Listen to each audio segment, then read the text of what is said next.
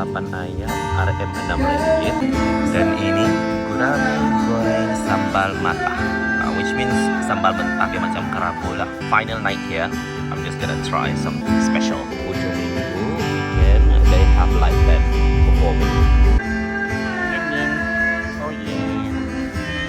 Oh by the way, ikan gorengnya dia mahal sikit lah. Dia dalam RM12 kalau duit kita.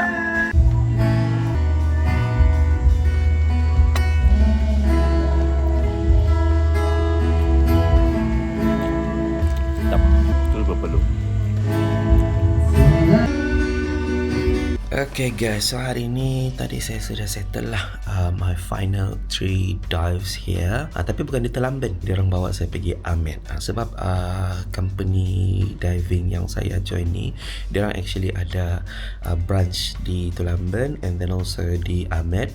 And also di Lembongan pun actually the same company. So since saya ambil yang 7 dives package, 4 of my dives was here in Telamben. And then my final 3 dives was actually in Amed. Everything is actually included in the package. Saya tidak perlu bayar lebih, walaupun actually it's quite a journey lah, dalam 40 minit juga lah perjalanan daripada sini pergi Amed, but everything is covered by them. Ya, memang pengangkutan semua dia orang sediakan. So yeah, I am absolutely very thankful actually that I chose this diving center. So kalau kamu mau datang diving di sini and you want to cover both Telamben and Amed, please do check out Dive Concepts Bali. Yes, so kamu tidak perlulah berpindah randah daripada Telamben ke Amed. You can just stay at one place. Dia orang yang akan bawa. Actually, I have to say my dives in Amed was actually way much better in every aspect. Probably sebab I was not alone. Ada 2 lagi diver di Amed. Dia orang stay di Amed, Alexa and Paul from the UK, and they were like very experienced diver. They have been diving for more than 30 years. Yeah, so I was honestly initially I was very concerned that I'm gonna make their dive shorter than they wanted, but yeah, actually I've lasted very long.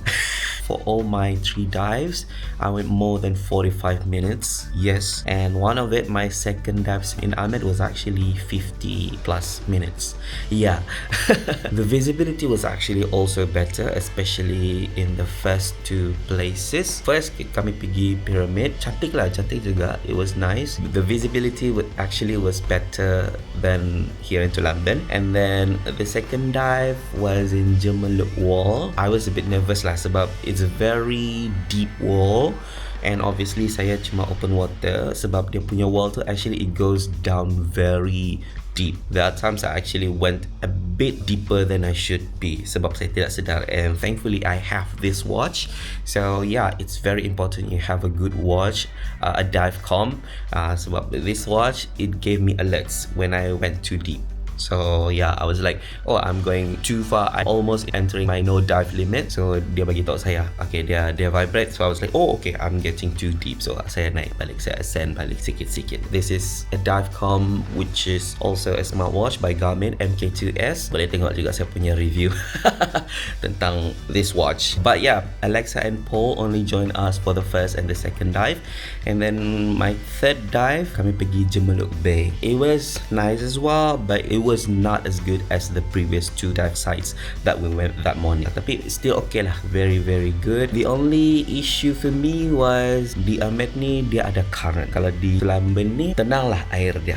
Dia tidak ada current yang agak kuat. Boleh kata much easier lah, especially for beginners like me. Tapi di Amed dia punya current actually quite strong. Masa the first one di pyramid, saya memang betul-betul agak terkejut juga lah masa tu sebab I was like, wait, so this is what they call current, sebab sebelum tu saya belum ada experience with current. Maybe adalah yang sikit-sikit saja, but in Amed it was stronger than I have experienced before. Basically, there are times I didn't do anything. I was just trying to afloat and control my buoyancy, and I tried to just like look at the corals and the sea creatures. Tapi the current just like keep moving me. And then that time, especially when we are going back, I think we kind of like going against the current. There are times I was feeling like very hard, but I was not moving an inch. I was like, oh my gosh, why is this happening? And so I got tired at times, and I keep looking at the other divers. They was like, oh, okay, they look very calm, and why am I not moving?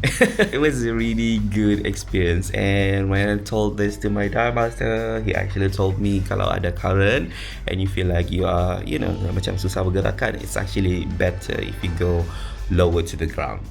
So when you go lower to the ground, the current will be less hitting on you. That was my mistake lah, sebab saya kan agak nervous to go really down because I really do not want to touch the ground. Most of the time I try to keep a distance from the ground. Basically, if there are currents, it's better if you go lower, like closer to the ground. So that is a lesson for me lah. But overall, I really enjoyed it. And also semalam di Amed, between the second and third dive, kami ada rehat dalam sejam begitu for lunch. Di sana ada banyak juga restoran, but it was quite hard to find a halal one. In the end, saya jumpa jugalah warung yang didn't serve pork. That's kind of like my last resort. I was very surprised with the price. Sangat murah. I asked for nasi campur, dan nasi campur dia tu dengan sayur, dan lauk dia ialah tempe, campur tahu, campur ikan, campur ayam. Yeah, everything was already mixed.